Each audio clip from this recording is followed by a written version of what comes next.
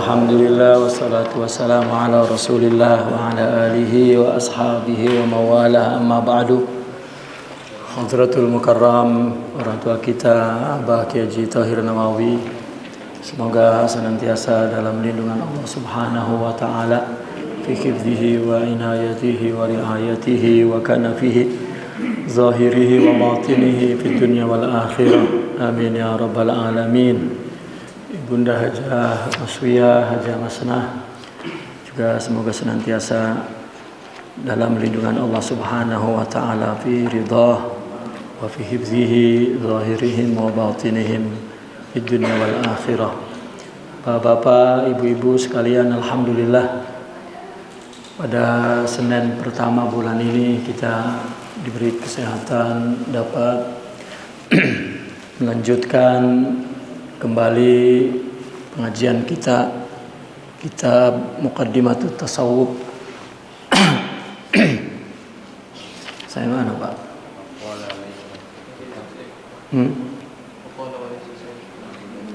Maqalah mana? Beda. Ini nih. Event.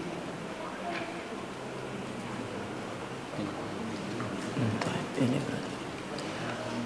Bismillahirrahmanirrahim. Dari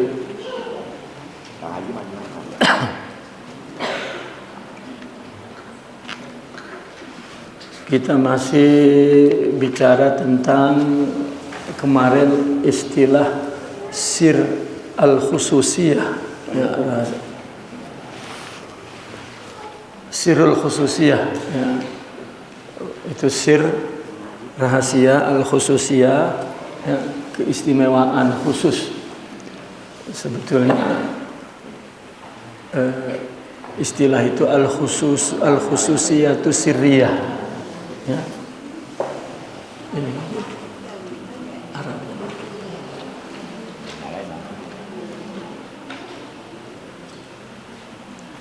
Asalnya al-khususiyatu sirriyah, ya, keistimewaan yang tersembunyi, disebut sir itu tersembunyi.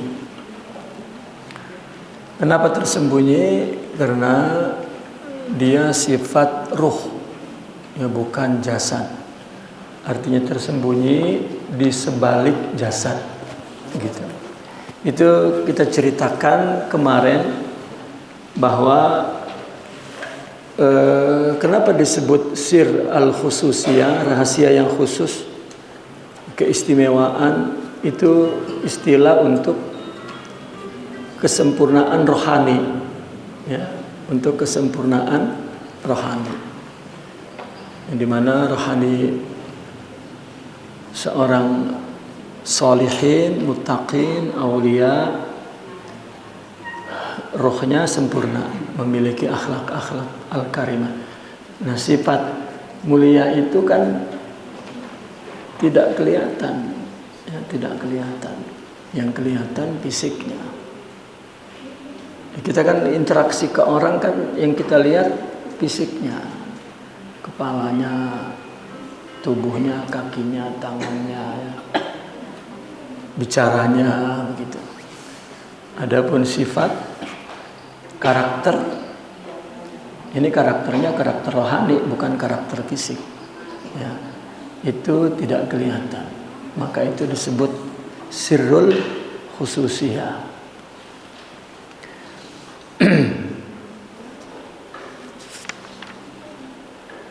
Dan di dalam kitab ini dari awal, ya, diterangkan bahwa orang bertarekat itu, ya, perlu guru, ya, dan guru ini seorang yang kamil, ya. Bu, diam Bu, jangan ngobrol, ada yang ngobrol, kedengeran Bu, sepi, ya. Dan kamil ini satu istilah di dalam tasawuf. Karena kalau istilah kamil, sempurna, ya, itu dalam penilaian orang umum mesti orang itu ngeritik, emang ada orang sempurna? Nah, itu. Yang sempurna mah Tuhan, katanya begitu. Siapa yang nggak tahu? Ya, apalagi ulama. Ya, tentunya mereka lebih paham. Apalagi aulia. Namun kenapa mereka membuat istilah kamil, orang yang sempurna, untuk seorang yang dijadikan guru mursyid? Itu istilah mereka. Sempurna itu, ya, saya ingin jelaskan sesering mungkin ya, penjelasan ini agar paham. Semua makhluk ciptaan Allah yang sempurna itu manusia. Ya. Laqad khalaqnal insana fi ahsani taqwim. Kata Allah, kami telah menciptakan manusia dengan sebaik-baiknya bentuk. Ya. Ada lagi walaqad karramna bani Adam. Manusia ini telah kami muliakan, kata Allah. Apalagi kemudian ada lagi wa nafakhtu fihi min ruhi. Ya, tubuh manusia ini aku tiupkan dari ruhku. Maka manusia berarti ada dua unsur. Satu yang disebut jasad, satunya rohani. Ini jasad yang kelihatan. Jasad inilah ya apa namanya? Jasad dan rohani. Dan jasad manusia ini disebut makhluk yang sempurna ya, dibanding semua makhluk, termasuk makhluk jin dan makhluk malaikat. Sempurna. Manusia lebih sempurna. Apalagi tumbuh-tumbuhan, apalagi binatang. Ya. Bahkan saya sering mengatakan para ilmuwan, para pemikir, para ulama, para ahli filsafat mengatakan bahwa tubuh manusia ini bahan ciptaannya adalah semua alam semesta. Jadi sempurna. Sampai ada ilustrasi begini. Bagian alam ini yang sendiri-sendiri kalau melihat manusia itu kagum. Ya, misalnya tikus dah ya, atau monyet dah ngelihat kita ini ilustrasi, artinya gambaran ilusi khayal gitu ya. Kalau diilustrasikan seolah-olah setiap makhluk itu ketika ngelihat manusia akan bicara seperti ini. Misalnya seekor monyet melihat manusia ya, seorang itu hanya mengenal orang lain ya, mengenal orang lain dengan apa yang ia miliki. Kalau dia nggak miliki dan orang lain miliki, nggak kenal. Itu udah sifat manusia. Nah, ketika manusia tidak punya sifat sabar, maka dia akan memandang orang kayaknya nggak ada orang sabar gitu. Tapi kalau dia punya sifat sabar, dia ketemu, percaya, menyaksikan ada orang sabar. Jadi orang itu menyaksikan orang lain sangat subjektif. Ya, apa subjektif itu? Sangat bergantung kepada keadaan dirinya. Gitu. Jadi kalau orang lain dia lihat kayaknya jelek, berarti yang jelek dalam dirinya. Di mana kita tahu orang itu jelek atau tidak jelek? Ini sifat rohani ya. Kalau muka mapan kelihatan, kalau kelihatannya orangnya pesek banget, jelek ya. Kalau yang mancung katanya cakep kan gitu. Itu fisik kelihatan. Ini sifat rohani yang nggak kelihatan. Dari mana kita tahu? Nah, alam semesta ini kan fisik. Ngelihat manusia ada sifat-sifat fisiknya. Nah, kalau misalnya monyet ngelihat kita, dia menyaksikan ada sifat monyet di kita. Kok ada sifat? Ada saya itu kenal saya, tapi ada sifat lain yang dia tidak kenal dalam fisik ini. Artinya dia melihat, sempurna banget manusia. Ada yang saya tidak mengerti dalam tubuhnya. Karena kecuali semua alam semesta berdiri di depan manusia masing-masing, Apakah binatangnya, tumbuh-tumbuhannya, malaikatnya, jin yang melihat, oh semua sifat makhluk ini ada pada diri manusia secara tubuh. Ya.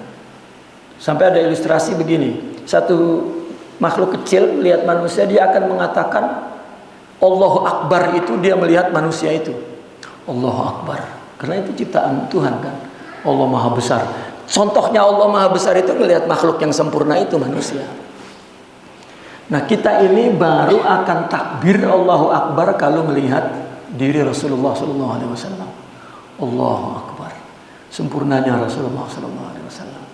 Nah, sempurna ini bagian mananya? Bagian rohaninya. Karena kalau tubuh ini sudah sempurna, mau kafir, mau muslim, mau ya orang berdasarkan bangsa, jenis, ras, ya, itu sama. Kita dengan orang kafir tubuhnya sama, yang nyiptain sama-sama Allah.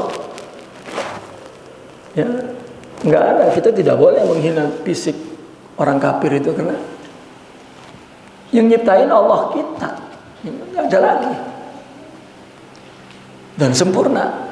Namun istilah sempurna dalam tasawuf ruhnya. Ya, ini nggak kelihatan. Nah, makanya disebut sir al-khususiyah. Itu yang ingin saya terangkan. Nah, apabila manusia ini rohaninya sempurna, maka disebut kamil. Nah, karena kan tubuhnya udah sempurna, tinggal ruhnya. Apabila ruhnya berakhlak, maka itu kamil namanya. Itu maksudnya. Nah, kamil, kesempurnaan ini pemberian Allah. Ya, yahtassu bi rahmatihi may yasha, kan begitu dalam Al-Qur'an. Yahtassu, Allah memberikan rahmat khusus.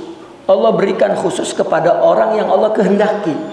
Nah, maka orang yang mendapat kesempurnaan itu orang yang dikehendaki khusus oleh Allah, maka dia mempunyai khususiyah.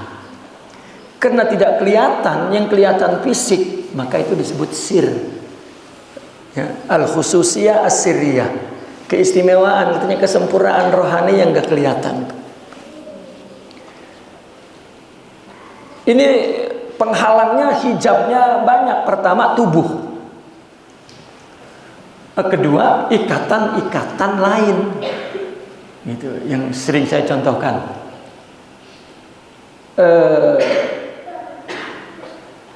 Seorang aulia misalnya, ya, itu mulia sekali di mata muridnya. Seorang guru lah, ya, mulia sekali di mata muridnya. Di mata istrinya enggak. Karena istrinya itu, yang namanya istri kan hubungan fisik. Ada kiai terus sama bini kayak sama murid, duduk loh, dikunciin pintu pak, ntar malamnya. Iya, duduk, dengerin, ya, ngaji, enggak ada. Ya. Sama anak juga nggak bisa, nggak akan bisa. Biar orang tua keras tetap aja, anaknya ngaku epan bu anaknya kan gitu. Nggak bisa dihilangin, kita lahir dari fisiknya, dari tubuhnya, dari rahim ibunya, melalui hubungan intim suami istri, keluar anak, kan itu darah dagingnya. Ya, jadi sangat subjektif. Ya. Maka sepanjang sejarah aulia dari abad ke abad, ya, jarang ya, anaknya bisa ngambil dari bapaknya, itu jarang.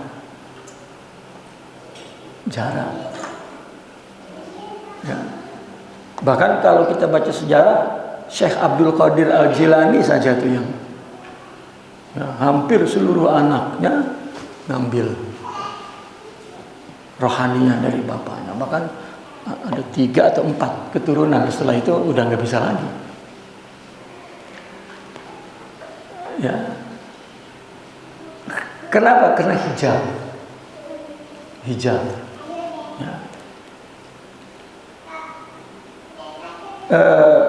Saudara juga hijab.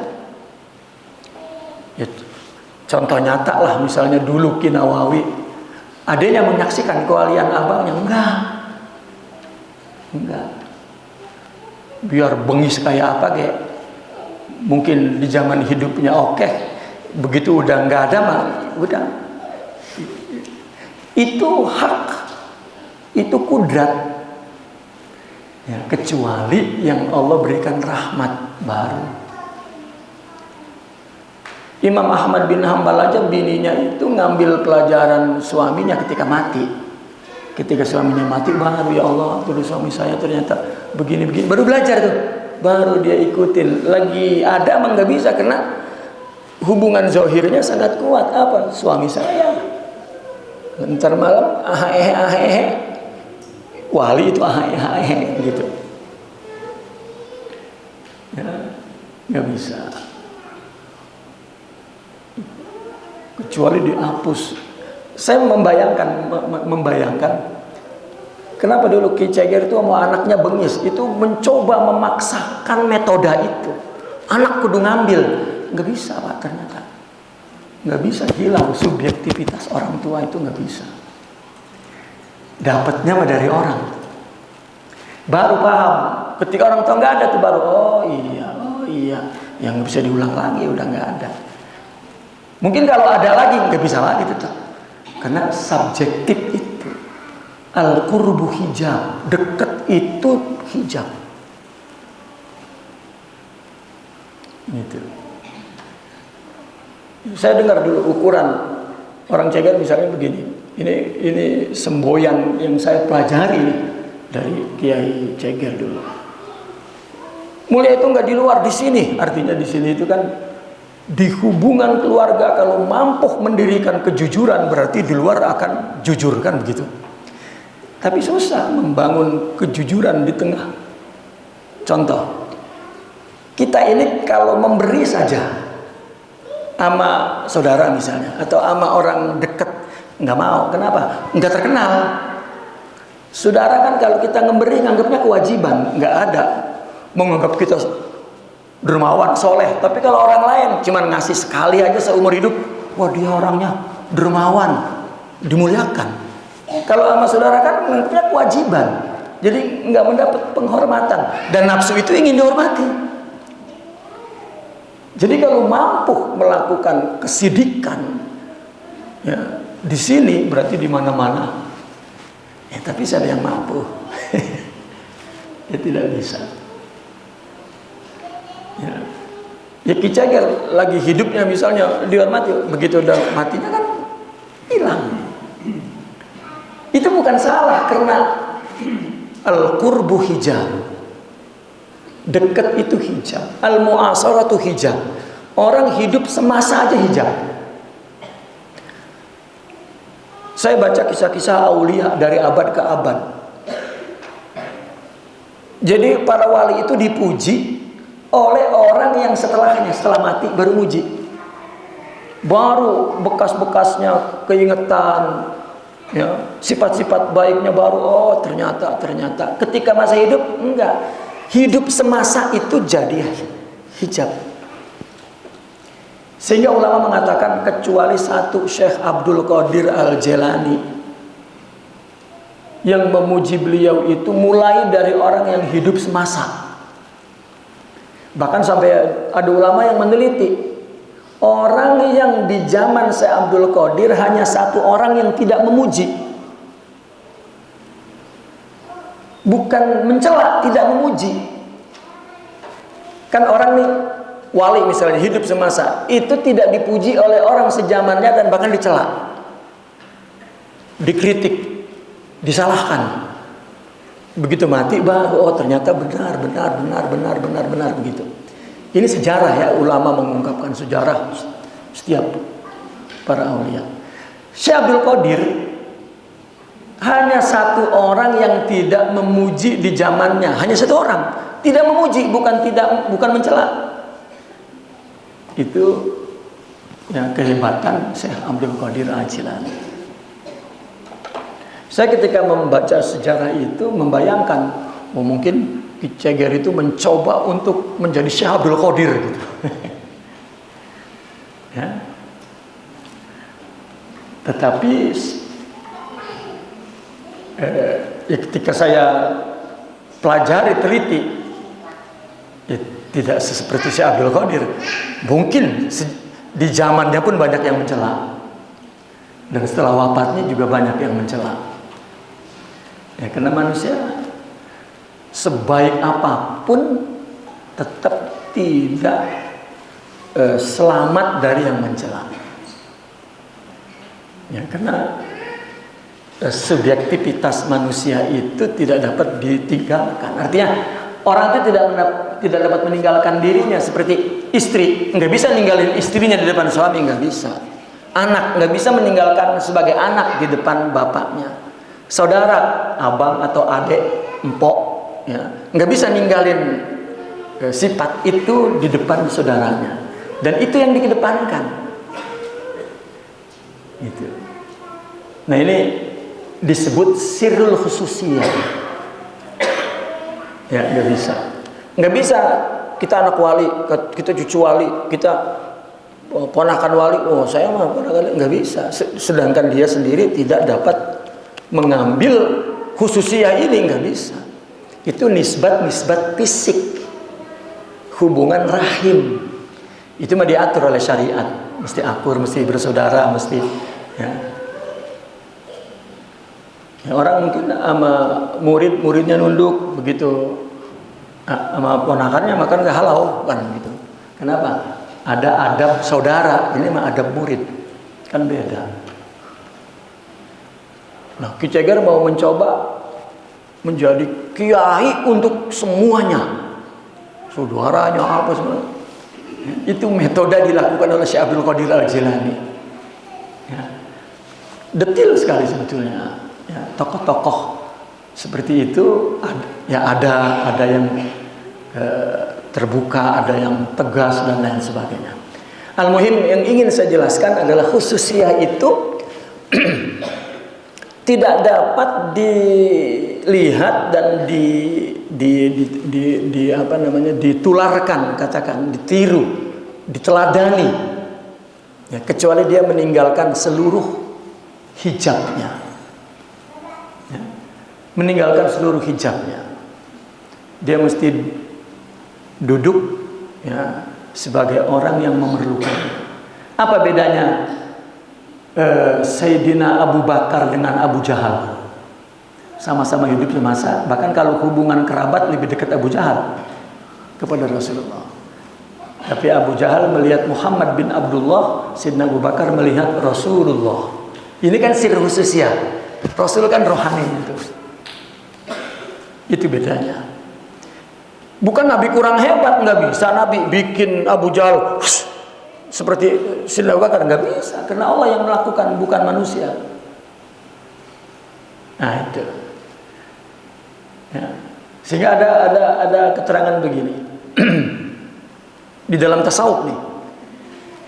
Di dalam tasawuf ini gurunya mesti kamil, muridnya mesti shadiq, mesti jujur, ingin sir khususiyah. Sir khususiyah ini adalah sifat anugerah Allah yang diberikan oleh Allah, bukan oleh guru, bukan. Dan dia jujur ingin ini kepada Allah. Baru dia ketemu yang ada sir khususiyah di dalam tubuh seorang manusia. Baru dia husnuzan. Ya, makanya ada saya sering cerita, ada tetangga dengan tetangga, dia mau cari guru. Jadi kena tetangga, jadi dia izin sama tetangganya, "Assalamualaikum Pak, saya namanya tetangga nih, ya, saya mau pamit, ya, saya mau ke Baghdad," itu di Khurasan ceritanya. "Mau kemana?" "Saya mau cari guru," katanya gitu, "ke Baghdad." Gitu. "Oh, ya udah, ya, ya saya pamit ya Pak, namanya kita tetangga." Gitu. Kata tetangganya apa?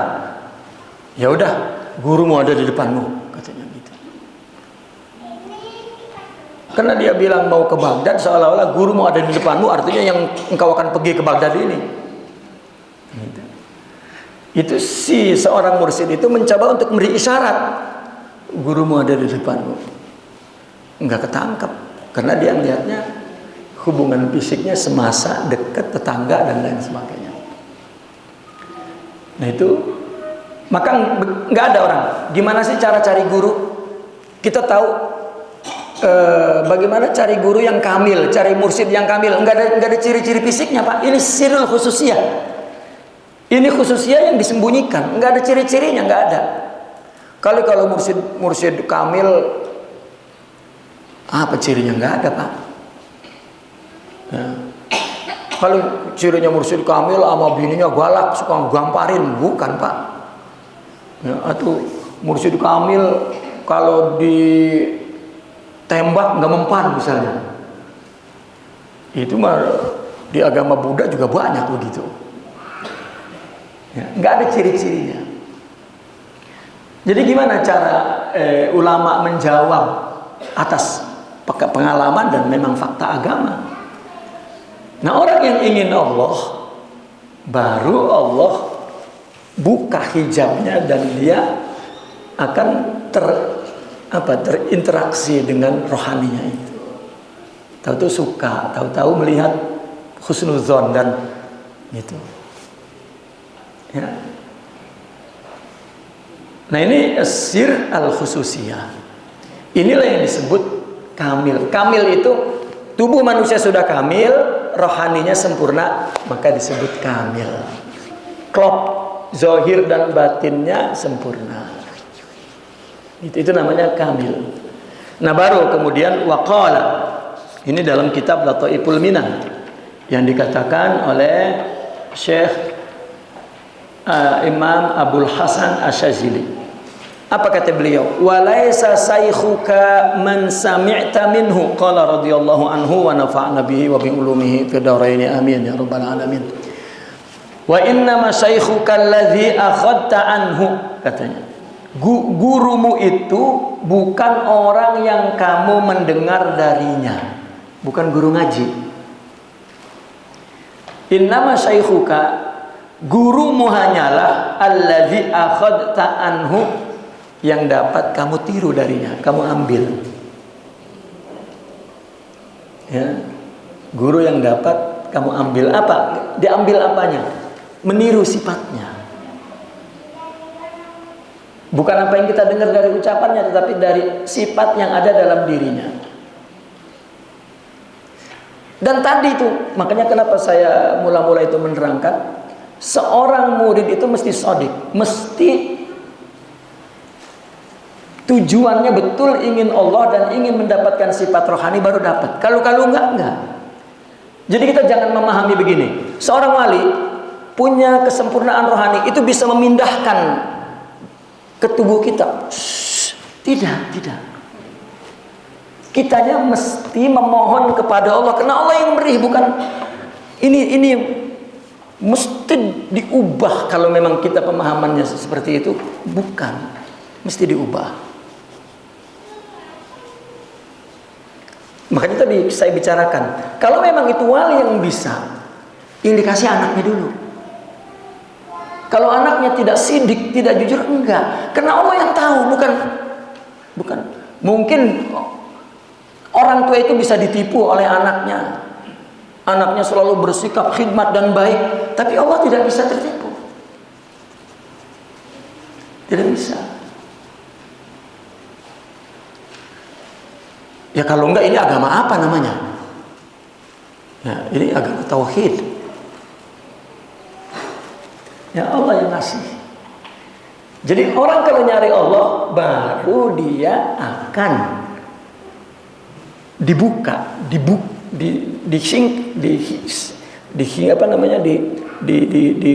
disingkap hijabnya itu, tubuhnya itu. Maka dia timbul al-injizabu ilaih, keterpesonaan kepadanya. Maka ada ungkapan begini. Bagaimana kalau Syekh Abdul Qadir Al-Jilani kita bangunin dari kuburnya dan agar mendidik kita ini menjadi seorang aulia? Kalau kitanya ghafil, lalai, nggak bisa. Karena bukan Syekh Abdul Qadir yang mengisi, bukan. Ya, tidak bisa. Bahkan ini sepakat ulama tidak bisa. Bahkan ulama ikhtilaf. Kan begini, 3 syarat sebuah tarikat yang dapat menciptakan seorang wali dalam tarikat itu. 1, walinya kamil, mursyidnya. Ya, perhatikan baik-baik. 2, muridnya shadiq ingin Allah. 3, cara pendidikan tarekatnya benar menurut syariat dan akidah. Tidak ada khurafat. Ini 3 nih syaratnya. Lalu diperinci oleh ulama. Bagaimana kalau manhajnya kurang kamil, manhajnya, metodenya kurang betul, mursyidnya kamil, muridnya shadiq, mungkin jadi, ya, karena manhaj itu berkenaan kepada pribadi guru. Oke, diganti. Bagaimana muridnya ghafil, ya, muridnya lalai, nggak ingin Allah, main-main lah. Dia masuk tarekat pun tahu apa maksudnya, nggak ngerti apa-apa, ikut. Manhajnya bagus, mursyidnya kamil, nggak jadi. Ini sepakat ulama nggak jadi. Lalu yang ketiga, manhajnya bagus, muridnya shadiq, mursyidnya bukan kamil. Ini ada yang mengatakan ulama enggak jadi, tapi kebanyakan ulama mengatakan mungkin jadi. Kenapa? Karena muridnya sidik ingin Allah. Kenapa? Karena yang ngasih bukan guru tetapi Allah. Makanya Imam Naqsyabandi itu ketika dia mau cari guru, ya, ketika dia mau cari guru,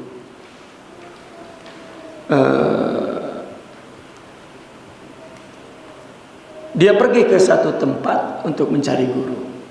Ketemu kepada seorang syaikh. Ya, kamu kalau mau cari guru, kamu mesti memelihara, membersihkan anjing-anjing kampung itu. Jadi dia pergi ke kampung itu, Bu. Apa?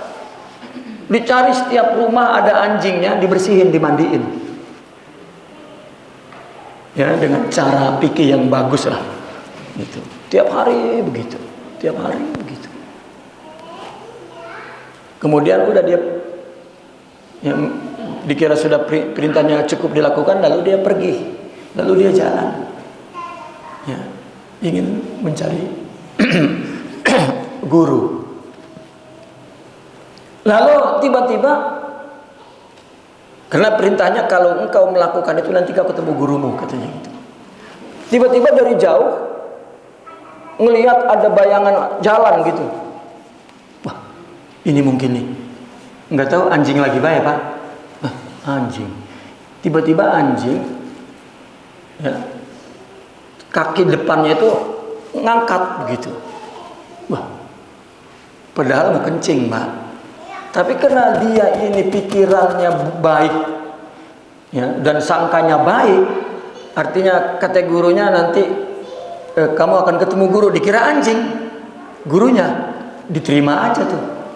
Jadi karena kaki anjing itu ngangkat, langsung dia menghadap kiblat. Amin, amin, kencing.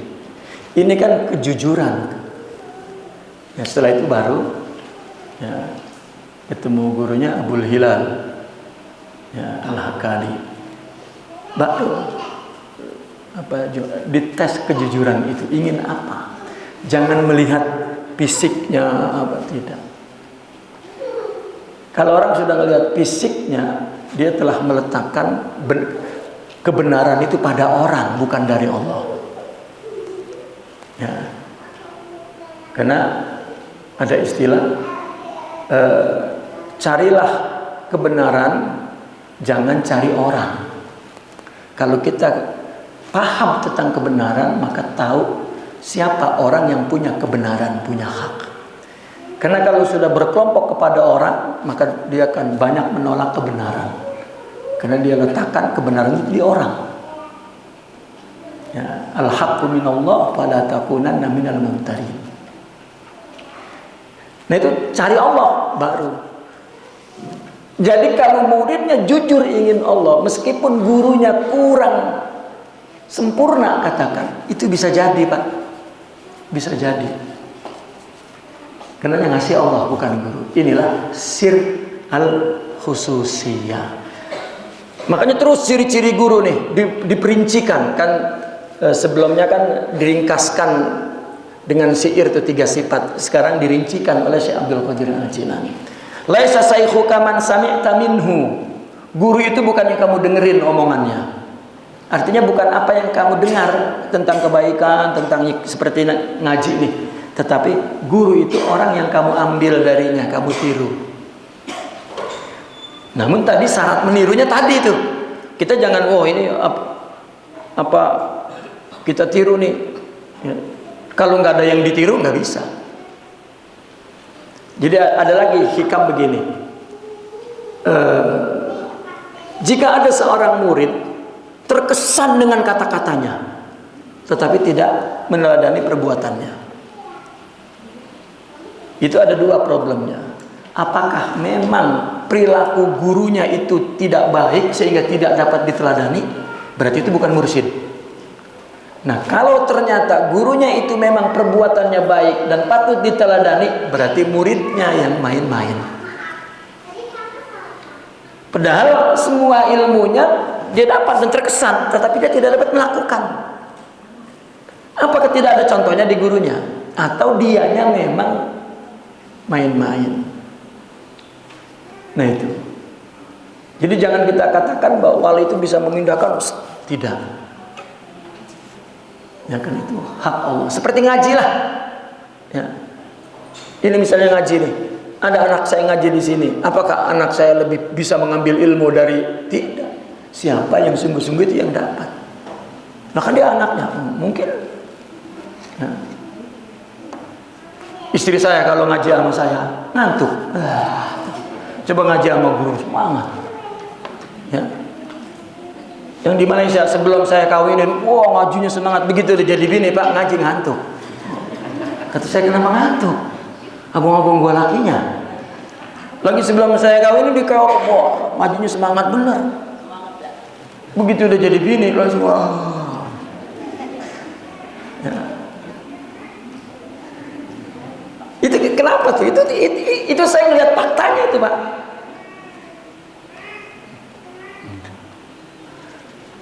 Nah, ini sirul khususnya itu memang nggak bisa, mesti jujur ingin. Ya. Kalau nggak bisa. Walaysa saykhuka man wajahatka ibaratuh. Guru itu bukan yang kata-katanya yang mengarahkanmu. Jangan mendengar perintah dari guru itu. Tetapi innama syaykhuka alladhi sarat tika isyaratuh. Guru adalah yang isarahnya mengalir ke dalam dirimu. Apa? Orang yang kalau diperintah dengan kata-kata tidak ngerti, enggak bakal bisa nangkap isarah dari guru, tidak bisa. Maka seorang murabi itu enggak pernah nyuruh. Kayak misalnya kita sama orang tua nih, anak sama orang tua. Anak tuh kan kudu tahu apa kepengen orang tua atau suami sama istri lah. Misalnya itu Bu, suami udah itu pengen minum Bu. Lah kalau istrinya nggak bisa nangkap isarahnya, batuk Bang, semergledek gitu ya kata lakinya. Kenapa? Karena orang baru kalau orang bergantung kepada ucapan untuk melaksanakan kebaikan, iya toh. Kalau dia sekali saja tidak melakukan perintah, nggak bakal mendapatkan isyarat. Paham kepada isyarat, enggak paham. Kata laki, "Neng ngambil air, Neng." "Entar apa Bang, ngambil dewek." Udah. Besok laki itu udah segelak-segelak juga. Ngapa Bang? Kagak ngerti tuh isyarat. Makanya ada istilah begini, "Man lam yafhamil isyarah falan yafhamal ibarah," katanya. Orang yang isyarat kagak paham, kalau diucapin juga enggak bakal. Ini enggak paham. Orang dengan isyarat nggak paham. Ketika diucapin kagak bakal, itu pakai lan. Gitu. Makanya saya ngedengar cerita lagi kecil, Kijari ngeliat comberan. Nih ngaji nih, itu kan isyarat. Nggak nyuruh bersihin, beresin karena ini lo kalau diterangin kan 3 lembar. Artinya seorang anak tahu apa yang harus dilakukan dalam rumah, keinginan orang tuanya atau istri kepada, dan itulah kita kepada Allah. Allah ngasih musibah kepada orang, itu kan isyarat. Malah kita mampus loh, itu emang gara-gara amal lu. Bukan, Bu. Kalau juga betul, berarti diampun oleh Allah, itu dikasih musibah. Pelajarannya apa bagi kita? Orang dikasih musibah, katakan disiksalah, katakan tersiksalah di dunia ini. Kan Tuhan yang melakukannya. Itu ada pelajaran untuk kita. Jangan pakai mampus lu, makan amal ibadah lu. Ya. Pas giliran kita dapat kebaikan, inilah rezeki anak soleh namanya. Bukan begitu cara berpikir. Kecuali nanti di akhirat, Bu, kita ngelihat orang disiksa, itu nggak ada pelajarannya udah. Itu mah udah finish, balasan udah. Makanya dalam akidah kita, Allah di akhirat itu pasti melaksanakan janjinya, tapi mungkin mengurungkan ancamannya. Ancaman kan banyak, nanti akan, mungkin Allah urungkan.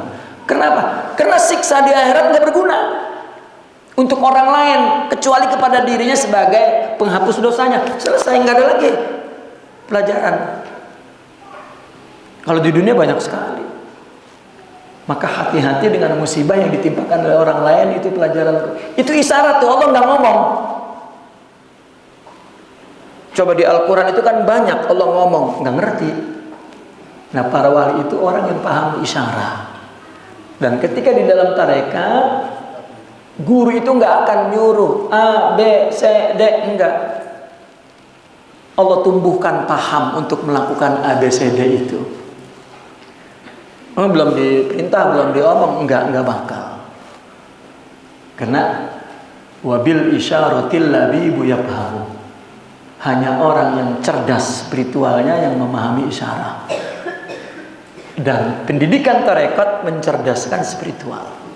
Jangan sampai ada kata-kata yang tidak dilakukan. Kalau udah jatuh ke kata-kata, itu tidak akan mengerti isyarat. Itu pendidikan. Ya. Sama dengan orang jika gagal memahami isyarat pada seorang gurunya, dan 1000 guru kemudian pun tidak akan paham. Bukan gurunya yang masalah, dianya yang masalah. Sama juga anak mondok, nggak betah, dipindahin, nggak bakal betah, Pak. Kenapa? Karena yang masalah bukan pondok, anaknya. Gitu. Akhirnya semua pondok di Sasabin tetap enggak. Diperbaiki keadaan anaknya, baru dia akan memilih mana tempat yang dia baik. Dan dia akan betah terus. Artinya persoalannya ada dalam diri kita, jangan pada orang lain.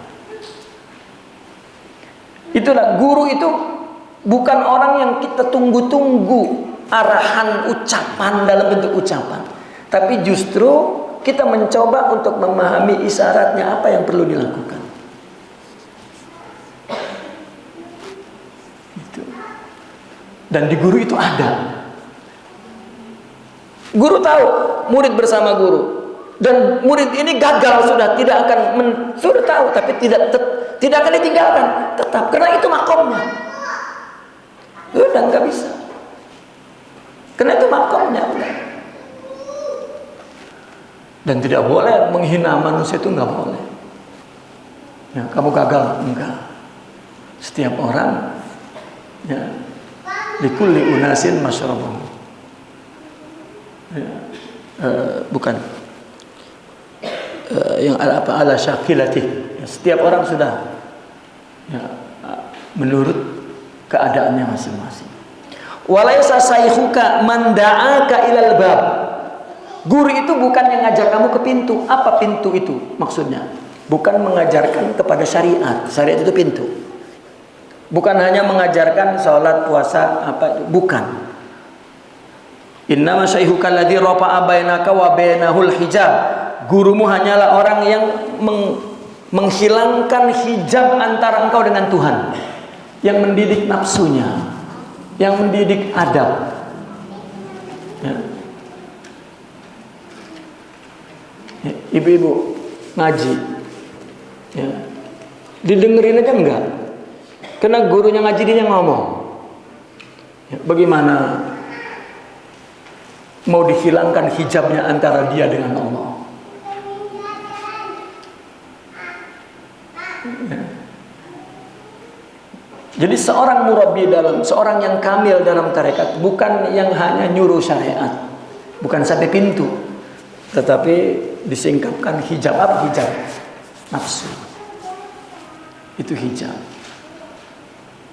Saya dulu membayangkan kenapa dulu ya Kiai Ceger sama muridnya, sama murid ya, bukan sama yang tidak murid. Kalau dia bukan sama murid, maka ada namanya ada al-ukhwatul ammah, ada etika kepada hubungan saudara muslim secara umum. Kalau sama murid itu kan hubungan khusus. Nah itu tuh, kalau kepada murid atau yang punya hubungan khusus baru tuh ya Kiai Ceger dulu kalau ngomong anjing babi itu kepada muridnya. Kalau kepada orang umum tidak boleh, dosa besar ya. Itu kenapa? Mungkin aja muridnya itu saudaranya, tetap aja dikatakan kebo misalnya. Itu untuk dibuang hijabnya apa? Saudara itu hijab. Nah kalau memang dia muridnya nggak bisa ngebuang, nggak bisa dapat, nggak bisa masuk. Itu hijab tuh. Kalau dia buang, misalnya dia sebagai adik, dia buang. Adik yang ada adalah murid, baru bisa. Ya. Kalau tidak bisa. Itu nafsu. Nafsu itu kan sifat tubuh. Dan hubungan kekerabatan itu juga sifat tubuh. Ya. Itu sunnatullah, itu karakter alam. Taib. Walaysa saykhuka man wajahaka maqaluhu innama saykhuka alladhi nahadha bika halu. Guru itu yang sempurna itu, gurumu itu bukan yang makolnya, ucapannya mempengaruhimu, mengarahkanmu ya. Memang kalimatnya sangat berkesan ya. Bukan, tetapi yang namanya guru itu alladzi nahadha bika haluhu, yang keadaan jiwanya membangkitkanmu, mempengaruhimu untuk bangkit. Itu hal.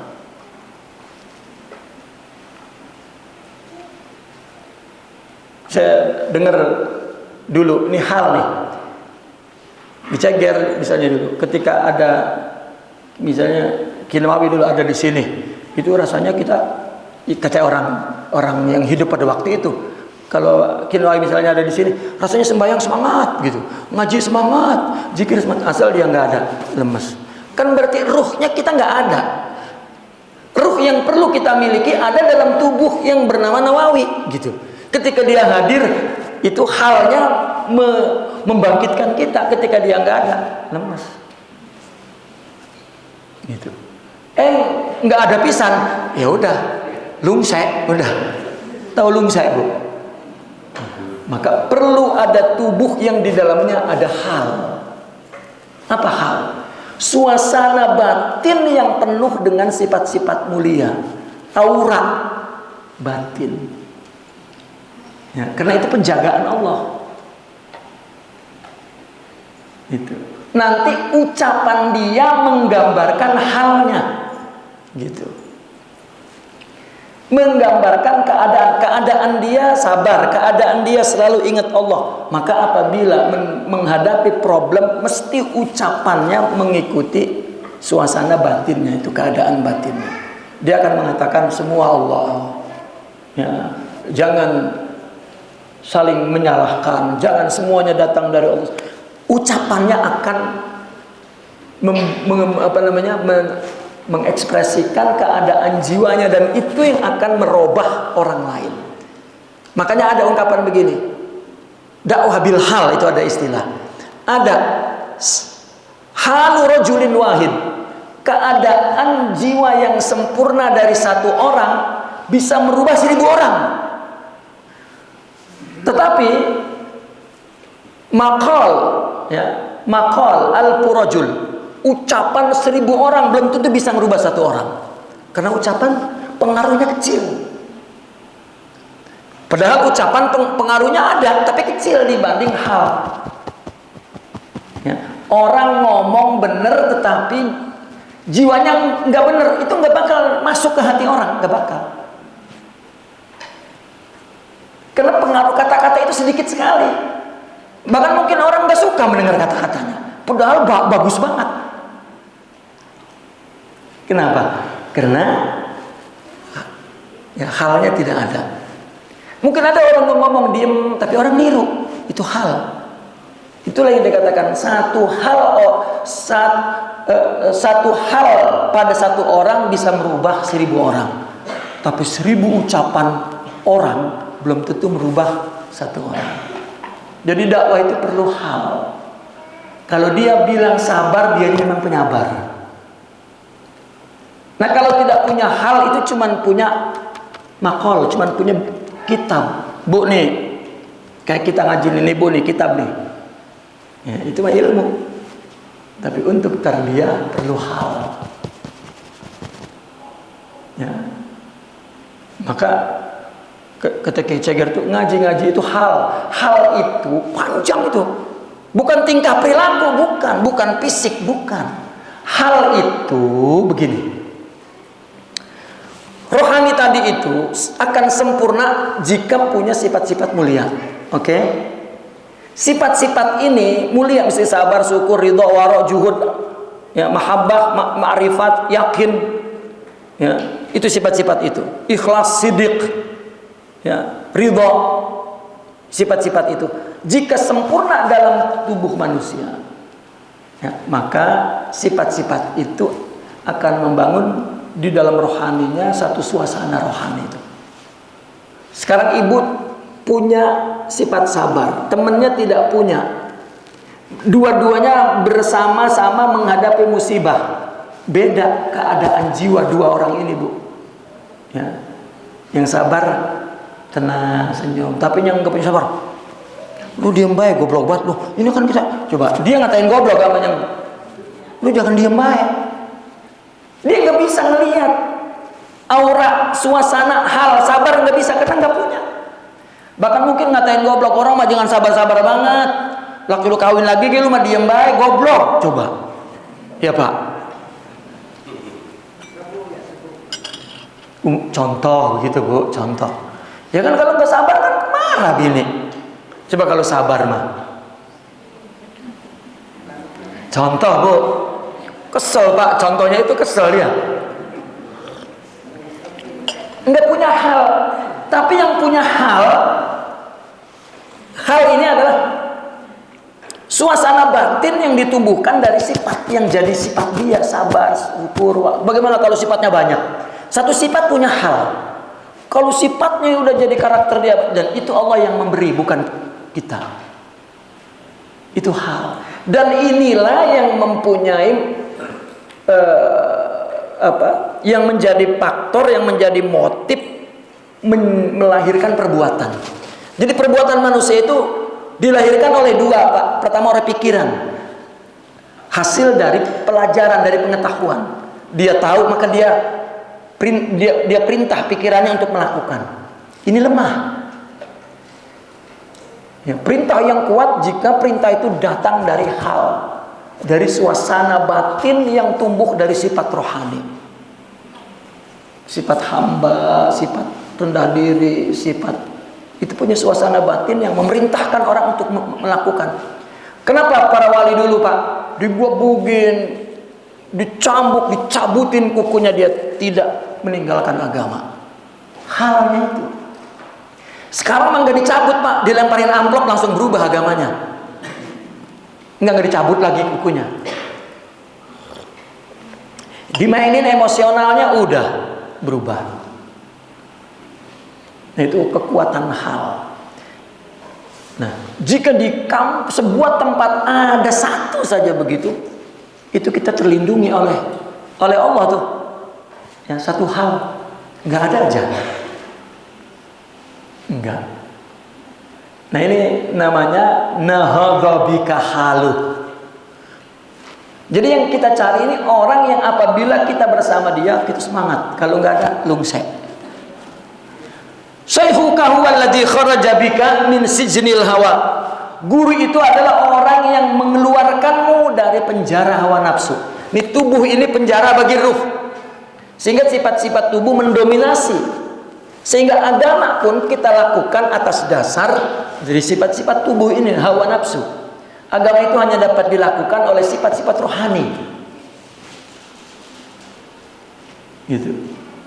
Dan seorang kamil dalam tasawuf, dialah yang mengeluarkan kita. Artinya apa? Yang membangun sifat rohaninya sempurna, ya, dan mengalahkan sifat nafsu fisiknya itu.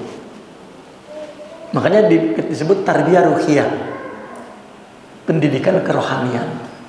Itu tasawuf. Jadi jika ajakannya, seruannya, dakwahnya adalah untuk melawan hawa nafsu, agar melakukan sesuatu untuk Allah. Enggak ada Pak, seorang sufi ucapannya itu cuma satu, lakukan untuk Allah, jangan untuk orang lain. Lakukan untuk Allah, jangan untuk orang lain. Kita mau mati, itu ucapan mereka. Enggak keluar dari itu, lakukan untuk Allah, ya. Itu namanya dia mengeluarkan kita dari penjara hawa nafsu ini, dari dominasi tubuh. Makanya disebutnya an-nafsul ammaroh. Apa nafsul ammaroh artinya, Bu? Ammaroh itu isim mubalaghah dari amir. Amir itu raja. Kalau ammaroh, raja diraja, sangat merajai. Jadi tubuh ini punya kesempurnaan sifat yang mendominasi pada manusia rohani kita. Kalau lemah, maka semua kebaikan juga atas kehendak tubuh, ingin dipandang, ingin dilihat, ingin dipuji, ingin itu. Kecuali rohaninya ditarbiyah, dididik dan punya sifat-sifat mulia, maka kalah. Kalau amarohnya kalah, berubah menjadi mutmainnah, tentram. Arti tentram nggak bisa berkutik. Nafsul mutmainnah itu nafsu yang nggak bisa berkutik. Pengen doang tapi nggak bisa melaksanakan, karena perintah yang dominan, yang berkuasa, perintah rohani, perintah sirul khususiyah tadi, perintah sabar, waros, ya, syukur, ridho, tawakal, memaafkan, baik sangka, itu yang dominan dalam hidupnya. Itu namanya nafsunya sudah tidak berkutik, tentram. Ya. Wadakhala bika ala maula, dan membawamu masuk kepada Allah. Tujuannya untuk Allah, untuk Allah, untuk Allah. Ya. Orang ngaji itu Pak marah kalau dibilangin kamu melakukan untuk Allah. Emang untuk apa? Kan untuk Allah. Marah Pak. Tidak mengerti kalau itu adalah pendidikan nafsu.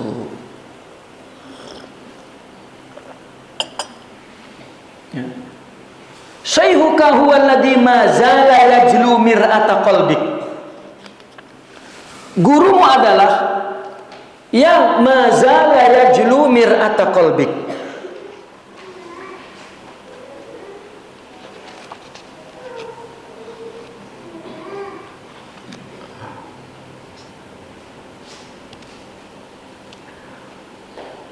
Gurumu adalah orang yang senantiasa membersihkan cermin hatimu hingga mampu memantulkan cahaya Tuhanmu, kira-kira begitu. Mazala yajlu mir'ata qalbik, dia bersihkan cahaya hatinya sehingga terpantul cahaya Tuhan. Cahaya Tuhan itu apa? Itu sifat-sifat. Allah memberikan cahaya, disebut sifat oleh kita. Sabar, ridha, syukur, itu cahaya itu. Jadi Allah berikan terus. Dan itulah guru yang selalu menyuruh agar orang bisa sabar. Lah kalau gurunya menunjukkan tidak sabar, sama juga ibu-ibu ngomong sama anaknya, sabar apa lo? Kalau kamu sabar pisan. Itu kira-kira Bu, ibu mendidik kepada anak supaya punya sifat sabar apa supaya punya nggak sifat sabar Bu? Apalagi sama geledek lu kayak bapaknya. Wah, udahlah, makin kacau udah kayak bapaknya tuh. Bapaknya juga begitu kalau marah. Lu jangan kayak mama apa? Useng. Itu Pak lagi ngedidik sama anaknya, itu sifat buruk seperti itu Pak tuh. Kenapa kita ngeberikannya begitu Pak, Bu? Karena itu yang kita punya. Coba kalau kita punya sabar, kita kasih sabar apa? Kita sabarin dia. Itu pindah sabar ke dia. Ya. Ada apa-apa, ya. Kita gelisah. Lah anak kan melihat. Itu kan ngasih. Nah kalau tenang, nggak ada apa-apa, pindah ke kita tuh, ke anak kita. Bagian bapak lu kawin lagi gentong. Itu lagi ya. Ya apa-apa toh. Ntar kita racun. Ngomongnya pelan Pak, kayak sabar, mau meracun. Ntar kita racun tong, pelan-pelan biar mati.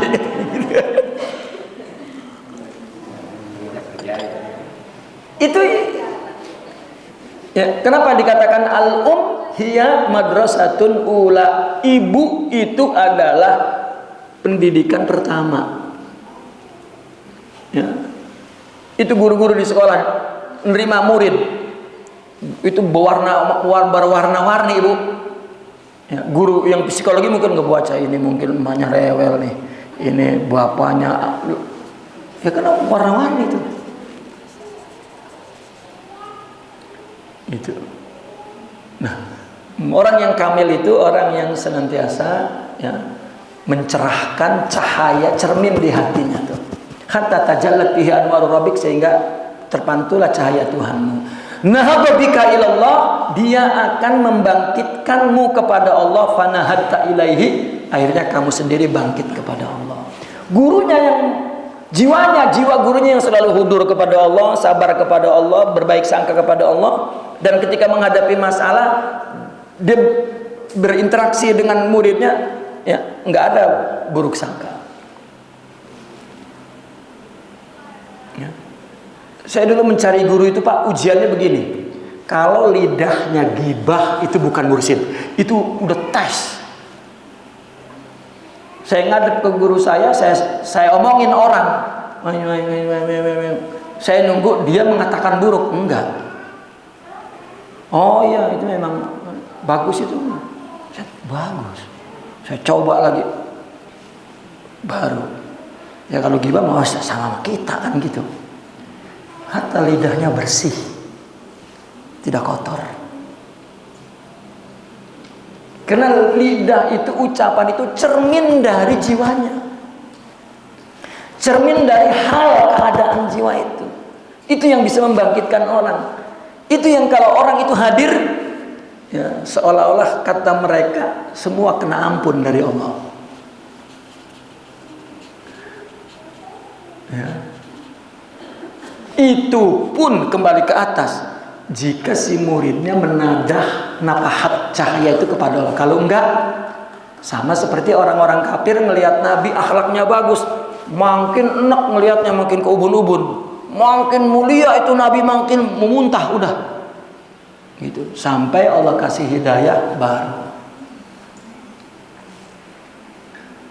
Jadi listrik aja kan ada aktif ada negatif gitu. Kalau enggak menyala Pak. Nah, begitu juga guru dengan murid, ya mesti ada yang siap menerima, ada yang memberi. Ya, kalau ini tidak memberi, ini tidak menerima, atau ini memberi, ini tidak terima, nggak bisa. Itu. Sedikit lagi. Wasarobika, setelah dia bangkitkan dirimu dan engkau bangkit kepada Allah, wasarobika, dia akan berjalan bersamamu hatta wasalta ilaihi, sampai engkau ya bersambung atau ya, sehingga engkau sampai kepada Allah. Sampai kepada Allah itu sampai sempurna juga jiwanya. Wala zala muhazian, senantiasa dia berjalan seiring kepadamu tuh, hatta alqaka baina yadaik, sehingga mempertemukanmu kepada Allah. Tidak ditinggal, seorang murabbi itu tidak ditinggal. Meskipun muridnya itu sudah jadi, tetap dipantau, ditegur, apa. Sampai betul-betul fazajja bika fi anwaril hadra, maka dia akan mencampakkanmu, artinya meletakkanmu fi anwaril hadrah, di dalam cahaya hadrah. Ini semua istilah. Kenapa disebut cahaya hadrah? Cahaya itu anwar, itu sama dengan sirul khususiyah, adalah sifat-sifat mulia. Kalau jiwa muridnya sudah mempunyai sifat-sifat mulia yang sempurna, maka dia berarti sudah bersama Allah dan Allah hadir dalam hidupnya. Maka itulah disebut anwarul hadrah, cahaya kehadiran Allah. Memang kalau Allah hadir kepada kita, Allah tetap mengatur kita. Tapi bahasa Allah hadir, Allah memberikan sifat-sifatnya ke dalam rohani kita. Jadi itulah penanganan Allah. Ya. Siapa yang ngasih musibah? Allah. Yang memberikan kita sabar terhadap musibahnya siapa? Kan enak, Allah yang ngasih, Allah yang nanganin. Artinya ketika Allah ngasih sifat sabar ke dalam diri kita dan jadi sifat kita, itu yang dimaksud cahaya kehadiran Allah, penanganan Allah, inayah Allah. Itu wa huwa yatawallas sholihin, dialah yang mengendalikan itu. Jadi bukan begitu kita susah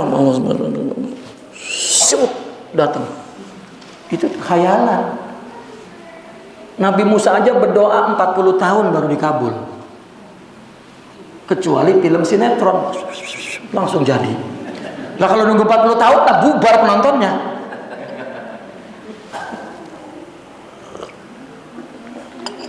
Ya, karena ada usaha, itu yang bagian kita, yang beri Allah. Maka jangan mikirin kapan datangnya, nggak ada urusan. Ya. Nah ini yang perlu kita pahami. Waqala, nah akhirnya seolah-olah guru mengatakan ha anta wa rabbuk aw wa rabbak.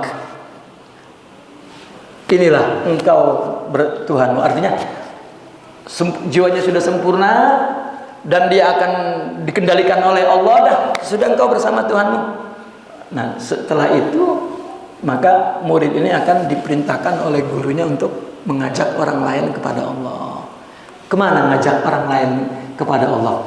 Ya, mengajak agar hidup dan ibadah untuk Allah, sehingga Allah berikan lagi ya, pembangunan rohani itu, sirul khususiyah itu, cahaya itu, dan dia bersama Allah lagi. Itulah ngajak kepada Allah itu begitu.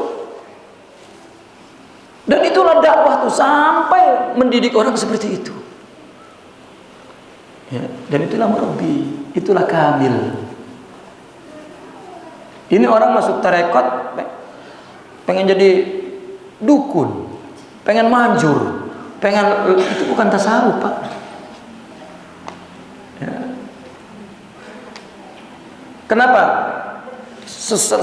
Selalu kekuatan ya, itu ada di orang-orang sufi.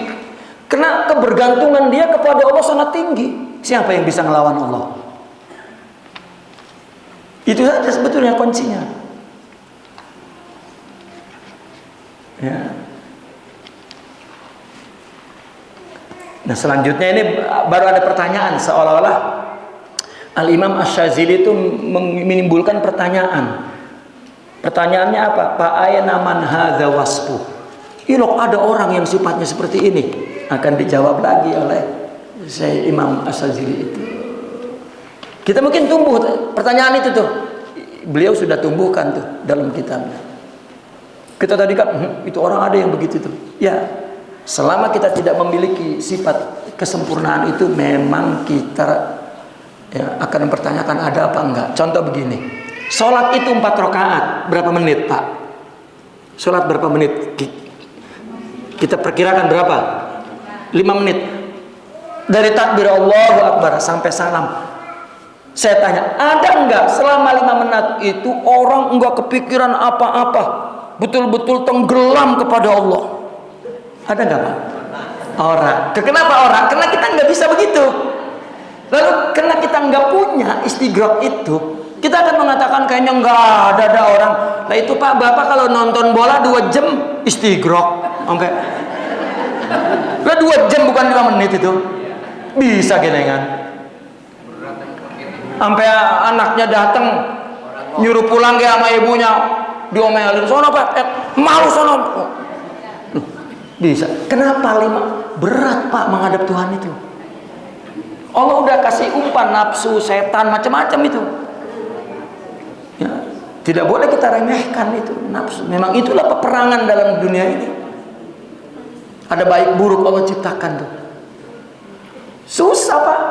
Saya pernah waktu haji dulu, waktu di ngaji, waktu masih di Mesir dulu. Saya kalau ditugaskan jadi petugas selalu disuruh seksi kerohanian, ya, selalu di seksi kerohanian. Ada beberapa orang gitu. Nah teman saya itu ketika lagi ngasih ceramah ada yang nanya, Ustaz emang ada nggak kira-kira orang sholat nih khusyuk bleng udah sampai akhir? Dia malah jawabnya, iya ya, kayaknya nggak ada ya. Gitu. Paling enggak ngaji gitu kan ada meskipun itu bukan kita. Gitu. Karena ngajinya bukan bab khusyuk, bab tasawuf, makanya kan bab fikih kan nggak ada fikih bab khusyuk. Bab khusyuk itu ada di bab tasawuf. Kata saya, waduh, pas besoknya tanpa perlu saya menyalahkan, saya terangkan bahwa sebetulnya ada Pak orang ya, khusyuk, ya, kita terangkan. Gitu. Ada. Ya mungkin kita nggak punya tapi ada, gitulah. Jangan gara-gara kita nggak punya kita bilang nggak ada, kayaknya nggak ada dah. Wah ya. Buktinya kita urusan dunia itu kan kita punya tuh. Ada kita khusyuk banget. Ibu-ibu kalau pergi ke Tanah Abang berapa jam khusyuknya? Coba. Saya pernah pengen diajak ke Tanah Abang sama bini saya, pengen ikut dong, ngikut. Baru naik 2 tingkat Pak, waduh, puyeng kata saya. Kita mah laki-laki kan udah siap beli ini harganya sekian dah pergi. Orang wadon mah ini, wah sini kali murah, ini sini kali murah. Satu tuh udah 10 toko. Kata saya nggak ikut ya. Akhirnya saya dibawa ke tukang kopi, dititipin sama bini saya, Pak titip laki saya ya. Kasih kopi Pak, udah ntar bayarnya ntar apa yang maunya kasih. Saya duduk aja begini. Untung nggak dikasih obat tidur saya. Itu bisa kan istighraq tuh ya? Iya. Saya punya teman Kiai Diyaudin Allah yarhamu. Dia lagi sakit kan, kalau jalan pegel dia suka cincin. Kalau yang namanya cincin suka. Saya ajak ke Klender kan ada itu mall cincin. Itu 2 jam Pak muter aja kita lupa dia sama sakit. Istighraq itu nafsu, ini rohani. Kan manusia ada 2, manusia fisik, manusia rohani. Kalau rohaninya sempurna, istighraq di dalam sholat, di dalam doa, di dalam enggak kepikiran apa-apa Pak. Bahkan dia punya hal namanya al-ghaibah. Udah nggak ngerasa ada orang gitu. Nah, nafsu juga punya tadi tuh cincin, Tanah Abang kan begitu. Nah kita sembahyang ibu-ibu itu ya, beli kudungan salah warnanya sampai nggak bisa sembahyang, nungguin besok. Besok ada enggak ya kudungan? Itu coba sembahyang 4-5 waktu kudungan aja. Coba Pak, kudungan itu ngusir Tuhan. Kan kecil, itulah kelemahan rohani kita tuh. Iya keingetan. Nah itulah perlu sirrul khususiyah itu, agama itu seperti itu. Ya, naqifuna walhamdulillah al-Fatihah.